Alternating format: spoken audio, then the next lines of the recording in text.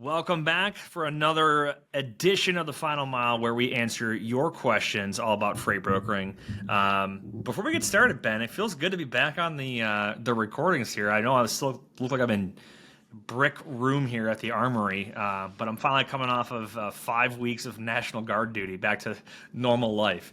So, It is nice to have you back. yeah, How was man. your foray into the correctional Yeah, I'll, system? I'll I'll give a full breakdown on next week's regular podcast of my time in prison. So, but it's been eye opening. We're just gonna do some Q&A today. But first, if you're brand new, check out all of our other content at freight360.net and our YouTube channel and everywhere else. Share us with your friends, and if you're looking for educational options, we have the Freight Broker Basics course. And please check out the sponsors in the description box to help support this channel. Let's get right into it. Our first question. We currently have a company name with transportation. Once I become a broker, legally, do we have to change it to logistics, or does it not matter? So actually, I've heard this a lot. If someone has a trucking company and maybe it's like, Kowalski Transportation, right, versus Kowalski Logistics for the brokerage, right? Not required by any means. It is very common, though, for like a brokerage to be called logistics, sometimes transportation, but it doesn't really make a difference. I think a lot of people put a little bit too much thought into the name of their company or their website or things like that. And the reality is this is an industry that is built off relationships and your ability to connect with your customers and to serve them properly. So, do you have any thoughts on like the naming of an organization? I mean, there's definitely things you don't want to name your company, but Here's um, another way to. I was thinking of this as you were answering. I'm like, 'cause that is a good question. And no, it doesn't matter what you name the company. I mean, you could name it Grandma's Cookies, and it could be a 3PL or a trucking company. You could literally name your company whatever you want, right? yeah, Also, like I also want to point out, like, if you have a company, right, and you don't want to pay to create another company, but you want to use a different name, you also can file for a DBA, which is a doing business as, and you can literally have another name even though your legal entity is called something else. That's also yep. very common. But what about this one? What if your company is Nate Cross Trucking and you open a freight brokerage? Would you change your company Yeah, name? so I think rule of thumb, don't call yourself trucking if you're going to be in the brokerage business. I think it's misleading. It just kind of sounds weird when because you hear trucking, you think, oh, they have trucks, right? Whereas if I hear Hmm. logistics, it doesn't make me think they have trucks. I'm going to assume they're a brokerage, honestly, but a lot of companies that go with logistics have both, right? So like, I think about like going back to like when I worked at Conway, and there was Conway Freight, and then there was Menlo Logistics was the brokerage, and then when it was bought by XPO, it was XPO Freight and XPO Logistics, and it kind of separated the two to the asset based side versus the non-asset based 3PL or brokerage. So, yeah, I wouldn't personally call it trucking. It doesn't mean you can't legally do that. I'm sure there's plenty of brokerages that do, but I wouldn't personally. That's my take on it. But I also want to point something out too, because the laws and liability are very different for a trucking company than a brokerage. And this is why we talk about this a lot. You don't want to misrepresent yourself as a company you aren't. One, because it opens you up to liability. For one, you can be sued, you can take on risk that you're unaware of. And there was a case yesterday I read with RXO and PCS Wireless. RXO used to be part of XPO. XPO spun off RXO, right, into a standalone brokerage, right? But the high level situation where somebody brokered a shipment of like $11.5 million cell phones, they were stolen. And the shipper's insurance covered like 5 million.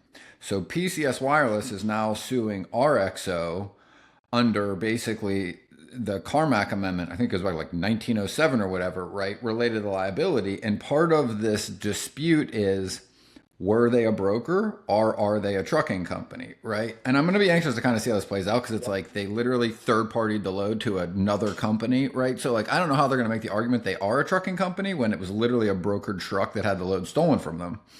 But It does matter. And this is where companies get into trouble too. Like if you have both a brokerage and a trucking company and you take freight as a trucking company and you put it through your brokerage, or if you just take it like kind of unspoken, like, yeah, these guys have trucks and they have a brokerage, like it needs to be very clear. Yeah. The legality of it all. And that's a really good question. And I'm very curious to see how this one plays out. And I think we're going to be doing an episode with Matt Leffler, the armchair attorney, because the question I'm very curious of is we know the FMCSA, and you've been doing work with them and the government for them to be able to impose fines for double brokering, right? But I'm going to use the word unlicensed brokering, which is when a shipper gives a load to a trucking company, that trucking company gives that load to another trucking company. Fraudulent brokerage activities is how they're defining it. Fraudulent brokerage activities, right? So in that scenario, that shipper is doing business with a trucking company, right? Which has like the full responsibility and liability, right, of that product, which is different than as a broker. So if that trucking company gives that load to another trucking company and it's stolen, I would imagine they are liable for all of the money. I mean, there's definitely an argument to be made for sure. It's a dangerous territory. But back to the question. No, you don't have to legally change your name, but most people will have a different name for their brokerage. So, all right, next question. As a new agent or broker, what does the cold call outreach sound like? Man, I feel like I love when we talk about like people are always like, what do I say? What's my script?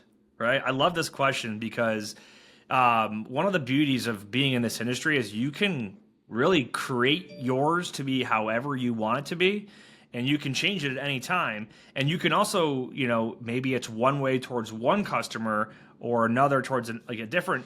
And there's a lot of psychology that goes into like mirroring and the way that you can psychologically connect or communicate with folks. There's the one book you and I both read. I think it's called Super Communicators. Is that right? Yeah. Yeah, and I highly recommend it for anyone that's trying to like find their voice in sales. Very good book. But I think you and I do this a lot. Like when we're around each other, we're both very excited and both very active, right? If we have a meeting or a consultation with someone who is very different from like our tone of voice, we tend to like kind of meet them where they're at, right? And I think that's a lot goes into that. As far as like what does your cold outreach sound like? Everyone is going to be a little bit different. I've had people that have called me to sell me something, and the ones that I don't like are the ones that sound salesy, they sound scripted, they sound robotic or not genuine. The ones that I tend to have a really good conversation with, whether or not I buy from them, are people that just really tend to connect with me, right? It could be that, hey, I know you're a big Bills fan. What'd you think about the game last weekend? Or like, hey, I know you're in Buffalo. Like, you guys still getting pounded with snow. Like, there's like little things that you can do and say that allow you to connect just as two individuals versus, hey, I have trucks in the area. Can I have your freight? Right? Now, there are definitely, I'd encourage you guys look at the content we have on our website about questions to ask. But your opener is going to be different for everybody. Like the way that I open a sales call or you open a sales call are two different ways about doing it. But there tends to be, in any sales technique, there tends to be like you identify the customer's need and you have a solution and a proposal to that need, right? And there's like a million different sales methods, but they all generally kind of go in that realm. That's why people use the I have trucks in the area, or hey, I wanted to reach out to see if we might be a fit to work together because I've got some drivers that deliver here every single Tuesday looking to get backhauls to wherever, right? Your need is getting trucks from here to there, and my solution is here's the trucks, right? So there's all kinds of ways to do it. I always encourage people, like, play around with it. Figure out what seems to get the best response, the least amount of pushback, because you take two people that have terribly, or I shouldn't say terribly, but wildly different dialects or tone of voice or speech speed, and if they say the same thing, it's going to be taken differently by whoever's receiving that message. So, what are your thoughts on this one?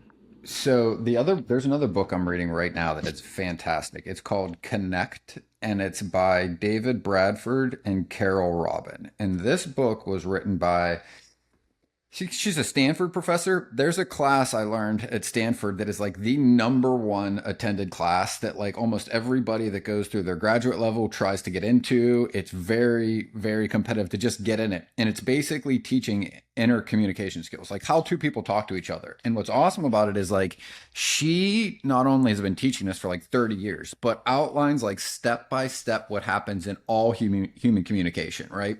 And I was listening to it because one CEO was talking about he's taken this twice. They now do a seminar for like CEOs. It's like a week long. And he's like, not only has this just made business and sales more effective, he's like, but my marriage is better. He's like, my relationship with my family and kids is better because she really outlines the things we do that make it harder, as well as things you can do to make it faster and how you can gauge how deep a relationship is with any human being, right? Because sales, to your point, it's really pretty simple. It's like, it's just, can I connect with you, find some common ground where we're comfortable and trust each other a little bit? And then how deep can we go from there, right? Talking about surface things like sports or the weather we talk about, which are like trivial, but that gets you comfortable with tone of voice and just interacting. And then you can ask some deeper questions where people are more comfortable. Whether you're on a date or talking to a prospect about their shipping lanes, they're not just going to share what they're paying on loads to somebody that called them out of the blue they've talked to for 30 seconds. Like, they don't know you. They are not going to just divulge information about their business, how they operate, until they have a little trust, right? Yeah. And the thing I would start by saying is like, the thing that does not work to get a relationship, you can't build a relationship with somebody via email. That is not a human to human connection. So an email might, yeah, like an email is effective to get somebody's attention and maybe engage them into a conversation. But the thing I work with most are folks that honestly, they don't even probably realize themselves. They're just avoiding the fear to pick up the phone and being rejected. So they keep sending emails, but then they wonder why they're not really getting relationships established, business, customers, right? So again, for a deeper answer in this, check out our episode on prospecting with a purpose. We spent like more than an hour discussing this. There's a lot that kind of goes into it, but like I'm going to approach a sales call differently based on who I'm calling, right? And why I'm calling. Yeah. And it all revolves around, I'm trying to find or guess at what their need is likely to be. That's what my intro is related to. If I'm calling an area in the country of shippers and a snowstorm's coming tomorrow, that need I'm going to try to engage with them about is, hey, did you get everything out before the storm came? Just wanted to know, I got some guys maybe in your area today. Do you need any help? If you need any help after the storm, let me know, right? Every call is going to be that intro.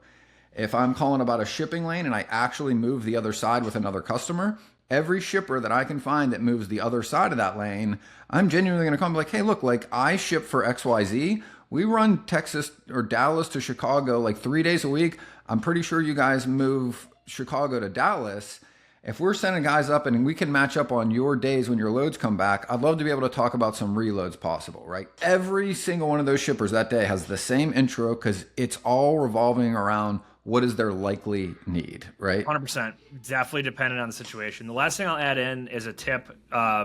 If you're trying to figure out how to find your voice or get more comfortable talking, I'm a big fan of listening to other people that are great communicators, and in the form of like, if you're a podcast fan, like if you're listening to us, you're probably a podcast fan. Like, listen to people that podcast and talk to other people on their podcast, whether it's like me and you, or they interview and they do a good job at it. And you could pick up on some of the things that they say, some of the ways that they can guide a conversation. And you can, like, I love to take like certain tactics from, this guy, I love the way that he does this. I'm going to try that out. And you start to adopt things from other people that you find as effective in your own style. So I'm a big fan of that. It's kind of like the more you read, the more you learn, the more you consume the content of people communicating, the more you'll be able to learn about your own communication. And doing it yourself, right? The only real way to improve this skill is doing it. And in every sales job, it's a little different. Like before I came into freight, I made probably tens of thousands of sales calls in like different industries. It still took me a month or two to get the hang of the objections, my intros, what I was going to say, what was going to be effective, my tone of voice. Like, it's all a little different because the needs are different. And at the end of the day, not one thing works on all situations because all people are different. You can't connect with the same person with a different person. And even the other thing too that I always remind everybody is like, just because a call didn't go well the first time you called, Like, that might have had nothing to do with what you said, how you said it, or what was even done there. That person's mood or situation, just they could have had a bad day and they weren't going to be receptive no matter who called them. So you want to keep trying and following up, because you call them 2 days later, they could be in a completely different mood, might be willing to talk to you and share a bunch of information, and then you might not be able to reach them. It takes a lot of time and attempts. Don't make one phone call and give up on the shipper because you didn't get a yes right away. It takes a few weeks for sure, probably more like months. Repetition. Exactly. All right, our last question. Where do I find a list for new carriers? I've dealt with the quote, you don't have a credit rating and you're too new. So they wouldn't work with me, and it's cost me my first shipper. So where do we find new carriers? I would encourage you to check out our other content on developing a carrier network, but it's like a song and dance, right? Like, what comes first? The shipper that's going to give you a load, or the carrier that's willing to work with you?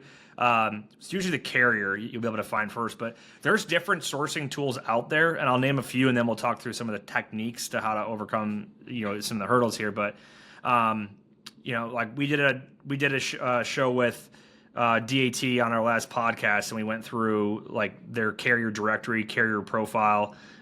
You can search for carriers based on location, equipment type, etc. Highway has a very similar feature where you can source carriers.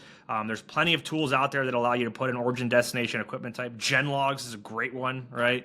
But the reality is, and the issue is coming into, is like, you don't have credit, which could be the factoring company saying we can't work with this customer or with this broker, or it could be like, you're too new, we don't trust you. We've done multiple episodes where we've interviewed folks that have consumed our content. Des Clark is like one of my favorite ones to reference back from a couple years ago, where he started as like, day zero. How do I build up a carrier network and get factoring companies to approve these carriers to work with me? And it's like, pick up the phone, call whoever it is that's telling you no, and figure out like, why is it a no, and what will it take to be a yes? And in some cases, it's going to take time with some of these folks, right? For others, if you can just build some rapport and trust with them, that will give them that warm and fuzzy, and okay, I'm willing to work with you. I just need to make sure we're either getting like, a quick pay with no additional fee, or an advance after I pick it up, and the rest of the payment upon delivery with no additional fee. Like, there's kinds of ways you can work with it and establish a reputation, because otherwise they don't know you from anyone, right? From anyone else. So it is just a lot of it's selling yourself the same way that you've got to do that with a customer. Anything to add on that one? For new brokers, right? If I had to start a new brokerage right now, right, by myself, I would be doing both. I would be starting to prospect shippers, but I think the faster path would probably be to start with the carriers, because to your point, like, the customer is typically, even if you get one and they onboard you, when you get your first load, you're going to have like a day or two, or maybe the same day, to move that load. It is very hard to get a carrier to trust you in that short of amount of a time, right? Like in like literally a few minutes or even a few hours. Yeah. To get through the factoring situation, to be able to get them to trust you, they're just going to go grab another load because it's easier, faster, and they're not going to waste that amount of time and risk not getting paid by you to move a load if they can get a load from somewhere else, right?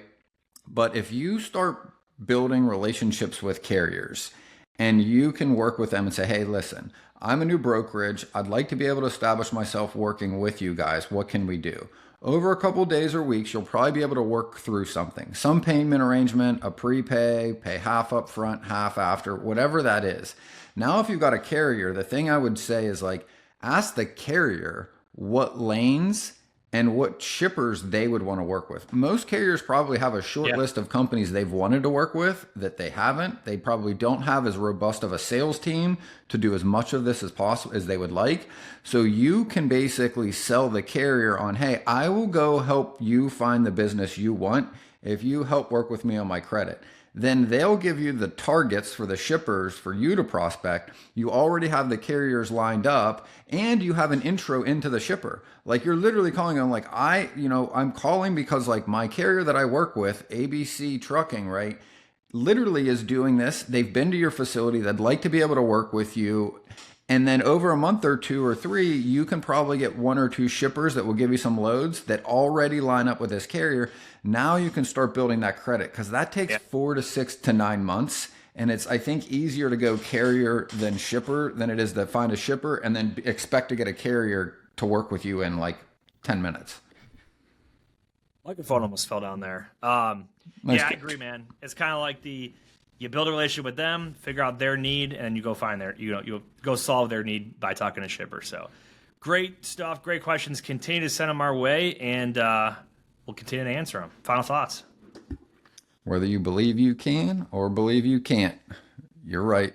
And until next time, go Bills.